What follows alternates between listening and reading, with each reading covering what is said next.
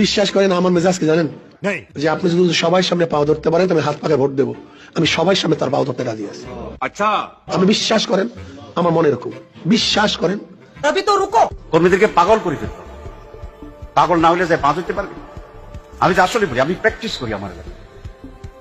আমি নিজে হাঁটু দিয়ে ধরি, একজন বসে রয়েছে যাই হাঁটুতে হাত দিয়ে কথা বলি, অসুবিধা হয়?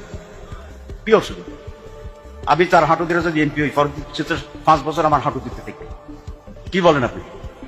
আমি একবার দিলাম, হ্যাঁ 5 বছর দেখবো লাভ হয়। ব্রিটিশ চলে গিয়েছে, তাদের তৈরি করা রাজনৈতিক ব্যবস্থা যারা কায়েম রাখতে চায়, একদিন আপনার পায়ে পড়ে, একদিন আপনার সাথে কোলাকুলি করে, একদিন আপনার পিঠের ময়লা সাফ করে দেয়, আপনাকে আব্বা ডাকতেও কোনো চিন্তা করে না।